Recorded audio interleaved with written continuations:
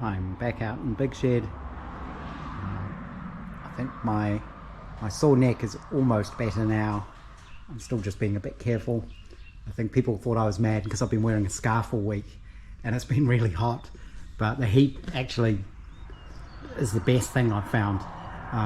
Really stops things aching. It seems to help me heal faster. So I haven't been wearing one today. I've been doing angle grinding and bits and pieces. Trying to remember where I got up to. I think I mentioned that I replaced the throttle bits in the throttle cable on the Honda, so the throttle grip is much smoother now. When I'm out working in the shed, every so often I start the bike up and do a few laps around the garden. I'm sort of practicing my slow speed U-turns and friction zone on the clutch, riding slowly, not falling off, not putting my feet down, looking where I want to go, all that kind of stuff. And I'm getting much better. Just practicing around the garden is really helping get smoother, especially at slow speed. Obviously I can't go that fast, but I can sort of go around the little paths now, cut in between them, do quite tight turns, so that's good. And today I've been tackling these guards again, just trying to get them all nice. I have had to do a bit of fettling with the stays, because obviously the stay, there's a flat piece of bar that bends up and across and down, and what I found was, not sure I can show it easily. Do I have a piece? If we look at this, what I found is some of my holes, my bend was a little bit too late, so the hole ended up sort of here where the curve was, and this wasn't touching the guard, so the guard came across and then this dipped down. So my old friend Mr. MIG welder came to the rescue again, and I just built it up on the outside with weld so that where the bolt goes through is flat effectively, so there's no gap between this and the actual guard. And then I built it up on the outside and ground it down on the inside. So that worked fine. What the MIG giveth, the angle grinder taketh away. So it kind of all evened it out. So I did that, and I have filed the square holes so that these fit in.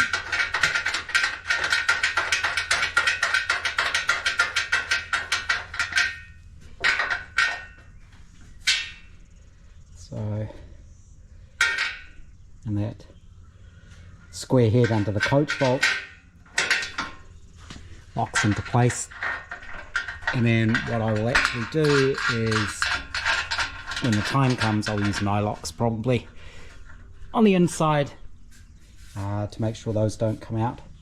I haven't done up the little locking screws, but I have trimmed the tubes so they don't stick out quite so far, and then you have to kind of line these up to get them centralized.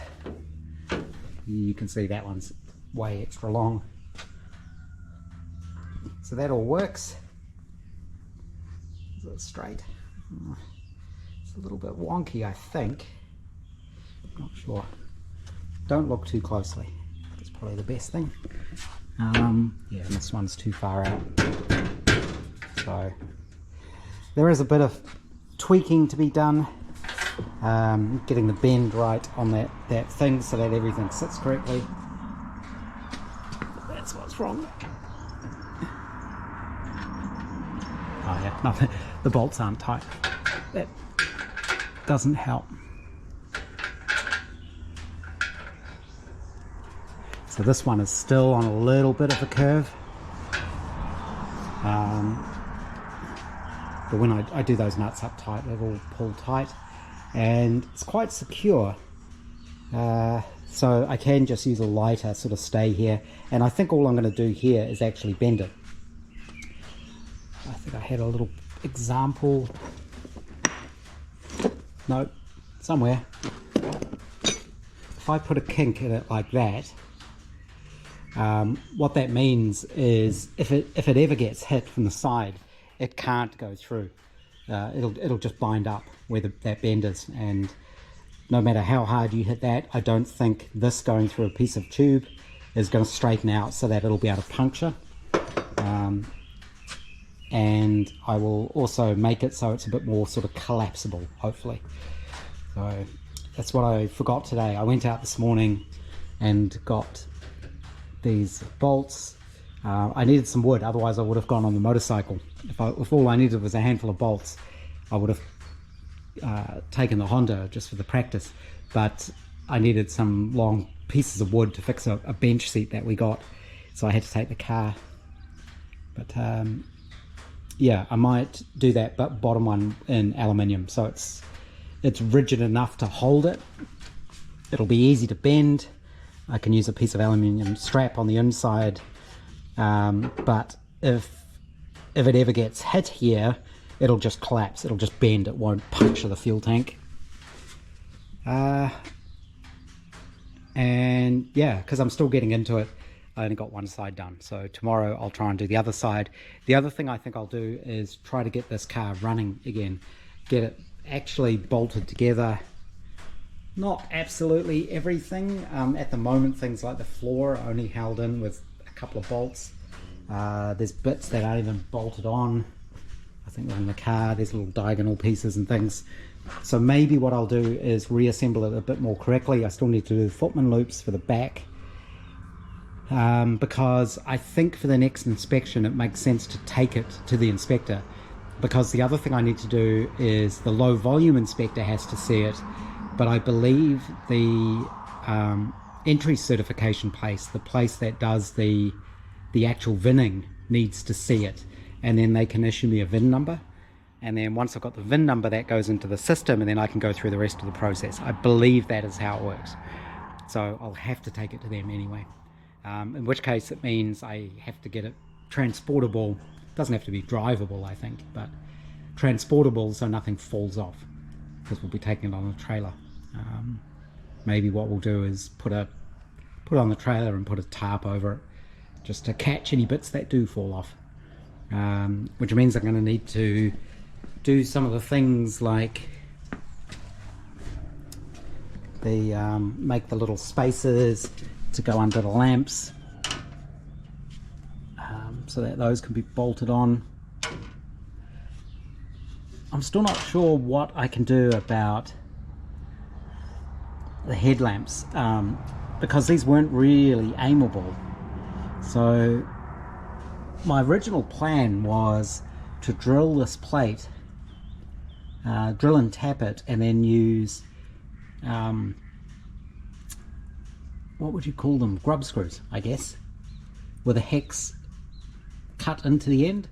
And I think what I could do then is drill and tap this, put those hex screws through it, and that would allow me to kind of adjust the angle. And if the hole is a bit bigger, so this has some flex in it, so that it isn't held in one position by the bolt going through, the hole is bigger. If I do the same, if I make a bigger washer on the bottom so that it sits, when you adjust these three screws, it'll change the angle of that plate on the bottom, and then you can clamp it all together with that big nut. That was my plan, and that would give me a bit of adjustability on these, so I can get them so they're not pointing up or down. I think that's what I'll do. The number plate holder, I was thinking of, because this rotates at the moment, there's no rubber in there, but I was thinking of maybe TIG welding a little ring of aluminium on there so that it centers and it'll just hold on that. But I think once the rubber's in there, that'll be fine. I don't think I would ever start this car by hand. It's quite hard to turn it over because the compression's quite high. So I'm not sure you'd ever really hand crank it, but it's handy to be able to get to this, because that's the only way to turn the engine over, to set the valves or play with the timing, things like that, unless you roll the whole car backwards and forwards. Surface rust coming through on this. Mirror, these are all good. I do like how these have come out. I did have an idea the other night about can I just, because these go through these holes, can I just cut a piece of leather and punch a couple of holes in it so the leather comes up through here, it gets clamped between these and just comes down and fills that space. I might have to play with that. Yeah, I went through all my historic photos and did find more photos of cars where this is actually how they did it back in the day. Maybe that was just what they did for racing at Brooklands, but that's what I'm building, so that's fine. Upholstery, that'll be interesting. Still not sure if I should try and tackle that myself or not. It's worth giving it a go. I'll just do it in vinyl to start with, so it doesn't matter if I screw it up. I'm not going to waste hundreds and hundreds of dollars worth of leather. But I'm sure I've done the rest of it. I'm sure I can do something reasonable for that. So yeah, tomorrow hopefully get the other guard to the stage of this one. Some cars you see actually have stays, like on the front, like I've got those stainless stays. They have those going to the middle of the rear guards as well, but I don't think I'll need them.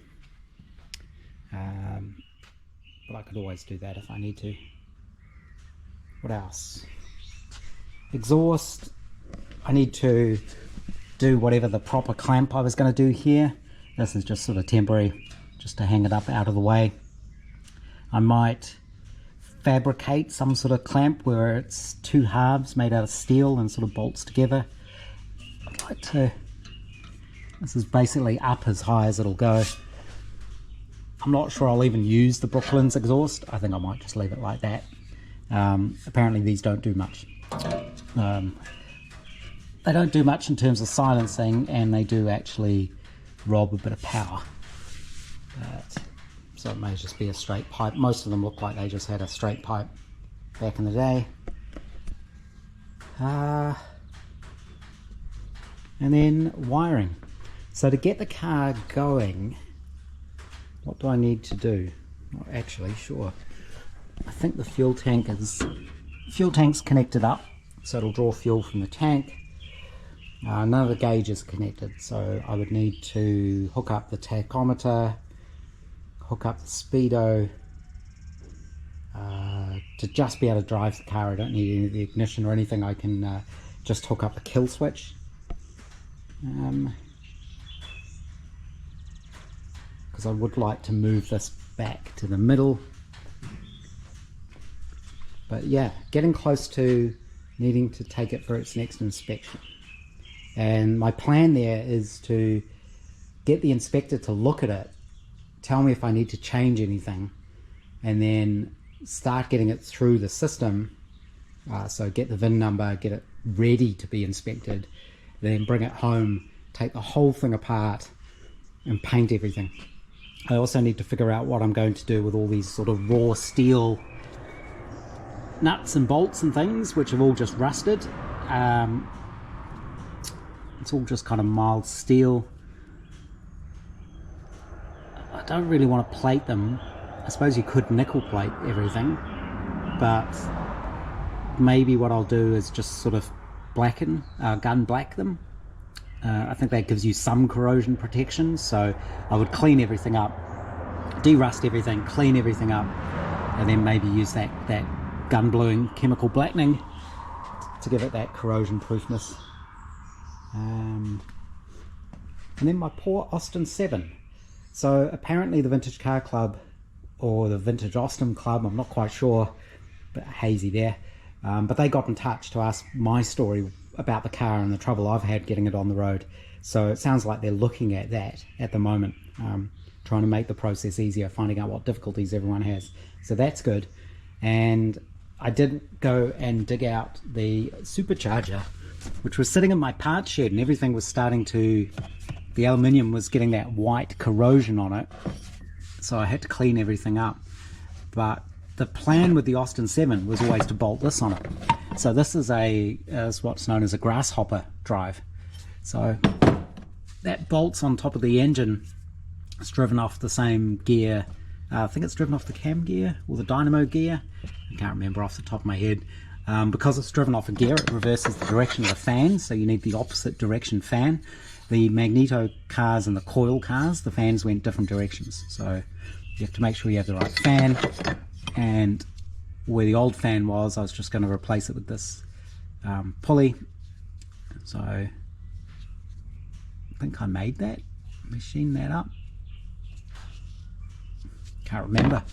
And this is a roots type blower. This is an AMR 300 type blower. I've discovered you can actually get these now cheap from China, like everything. I don't know how good those ones are, but apparently you can buy those new. So that's where we're at. I do want to go through, make a list of all the Valicette parts I've got, and probably sell off a lot of that if there's people who want it. I guess people who have got Valicettes and want the parts, or are building one or something like that. I'm not trying to make any profit on anything, but it'd be good not to lose any money, but we'll see. I'd rather it go to people who can use it. And I still haven't listed the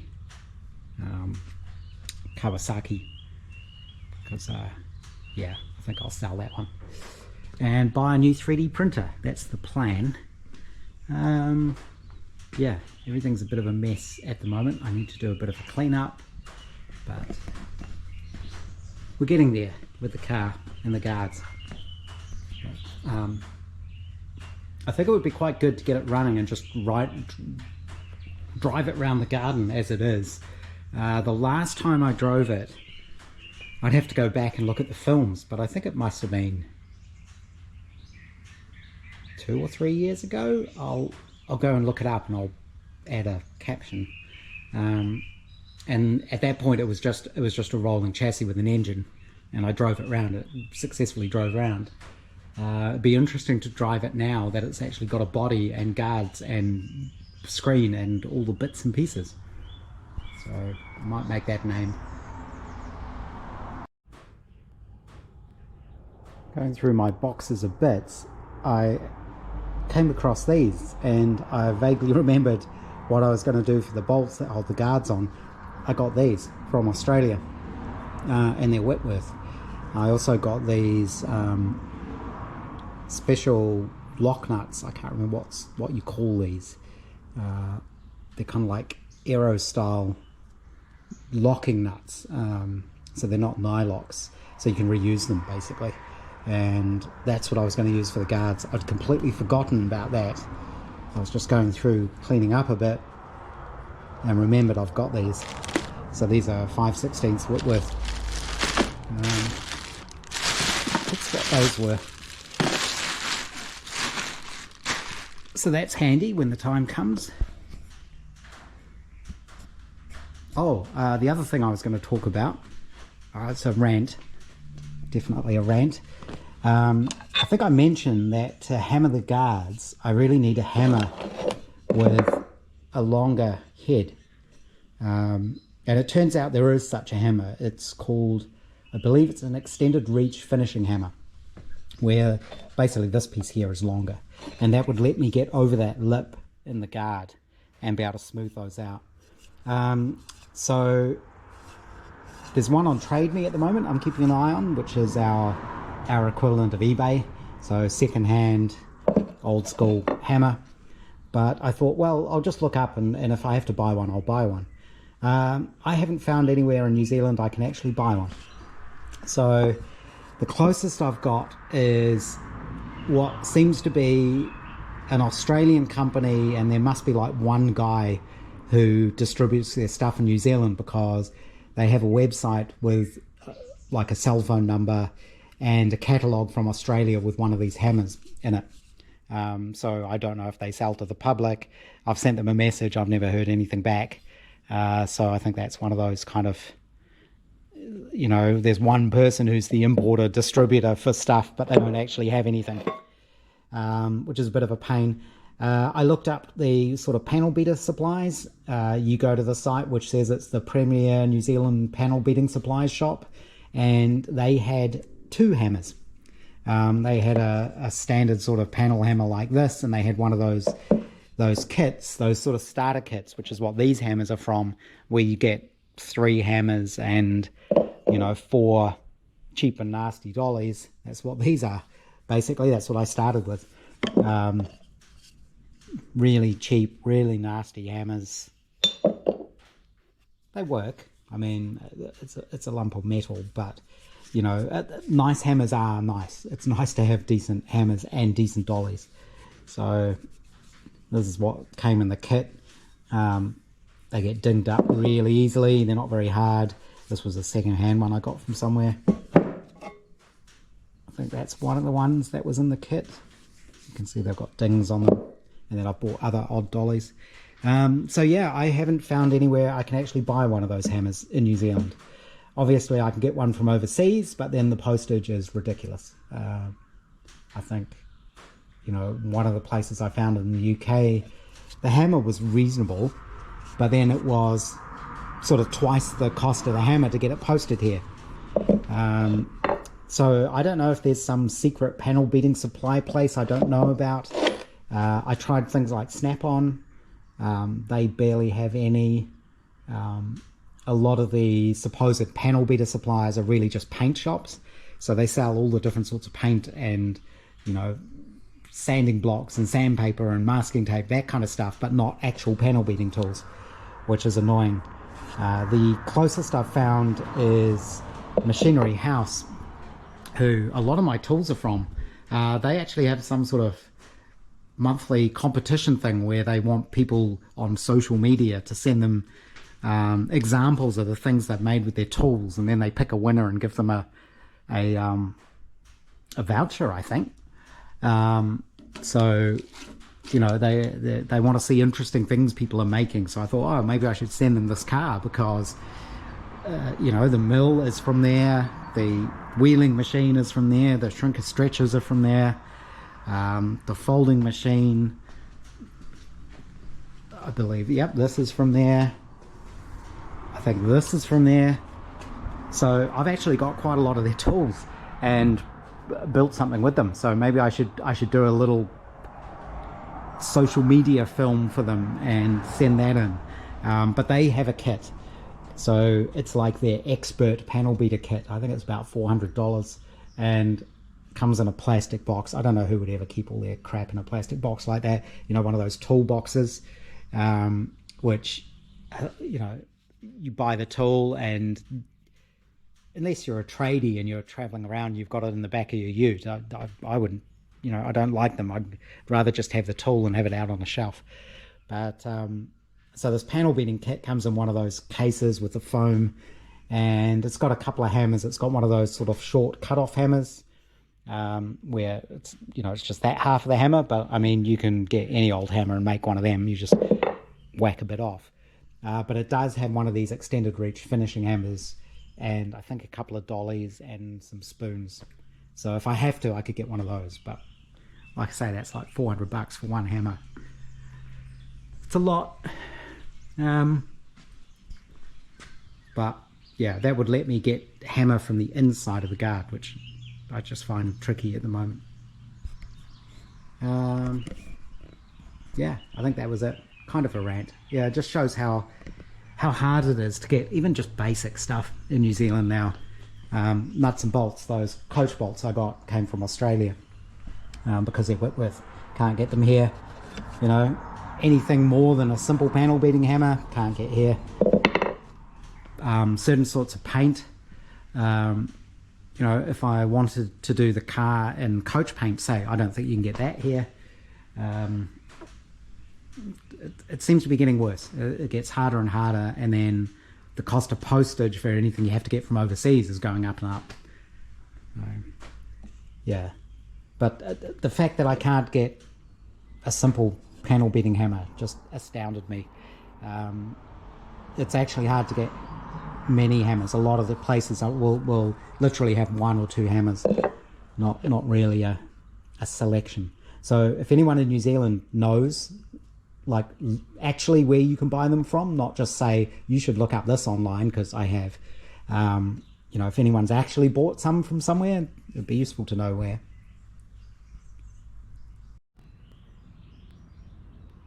Just looking at what I could do to fill in that little gap underneath the fly screen.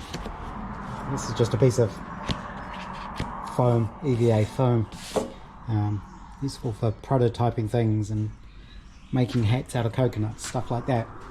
But I just crudely cut it and punched a couple of holes that go in the little stands that hold this up, and I'm wondering if I could actually shape a piece of aluminium to go under there.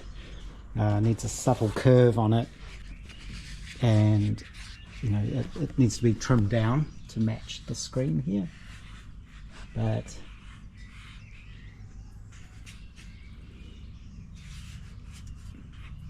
either a flat piece of aluminium that sort of fits in there with a piece of leather maybe riveted to it so it's flexible and just takes the shape there.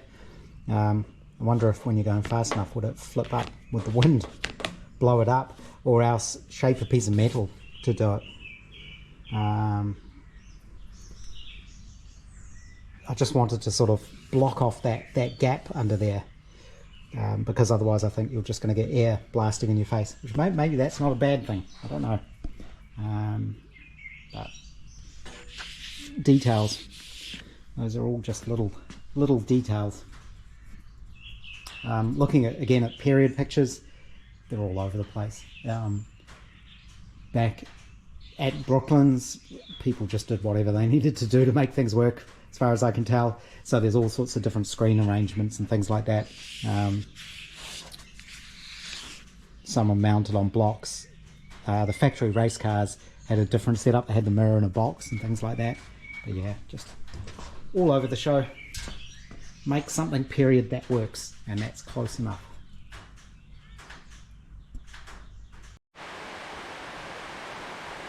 Sunday today, and it's started raining now, but it was fine earlier in the day. So I have finished the front two stays on the guards, and I've finished filing the little square holes. These have all been trimmed down. I put them through the sandblaster, gave them a good clean up, and they've come out really well. So again, you can see that it will need support at the back, but that could be fairly light, I think. It just needs to stop it moving like that. And what I will do is bend the tube like this, so that the piece that goes into the body, like, it won't go in because it's a bit bent, but I'll have it so the bend is quite close, and then there's no way that can be punched into the fuel tank. But, I think those have come up okay. I haven't done anything about getting this running again. What I'll do is I will temporarily wire up the kill switch and the fuel pump switch, and oil pressure gauge needs to be hooked up. Don't really need the tachometer, but I haven't tested this on the engine, so I'll probably hook that up. Still want to make this little aluminium piece that goes on here.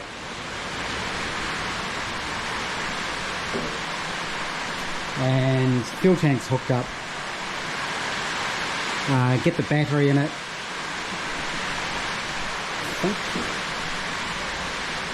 I really need to put some sort of strap on this so you can pull it out. There's the battery cables. This one isn't actually bolted on yet. That's the negative, but we'll do all that.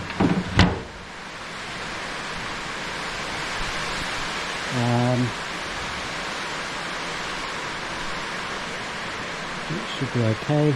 Might need to trim that a little bit. In fact, I might laser cut that little rubber buffer.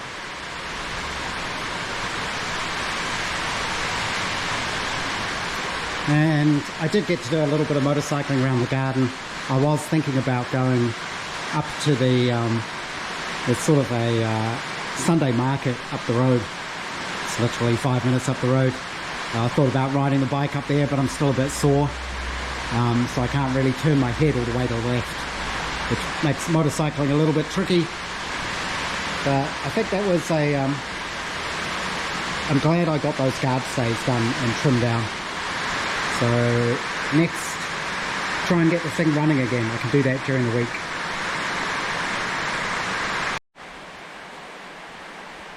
Just while I'm waiting to see if the rain stops, it hasn't, before I run back to the house, I did just try measuring the compression on the bike, and again it seems kind of low to me. I was basically getting 115 psi, which is consistent across both of them. I wonder if it's because of this style of compression tester. I mean, that tube should be really thin bore tube on the inside, but when you're only talking about you know, tiny little cylinders, it's a 125 bike, so each cylinder is that divided by 2. Is there extra volume in this which makes the compression reading lower? Not sure. I probably need to get one of those ones that you hold on the plug and see if that gives me a different number. But at least they're consistent, and let's see if it'll start. Should start. I've been riding around today.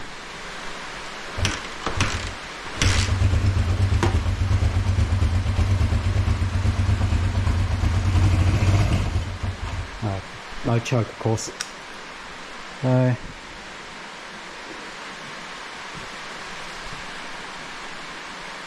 I'm not going to worry about it too much. Seems to be running fine. It's definitely quicker than this, so it'll be fine for now.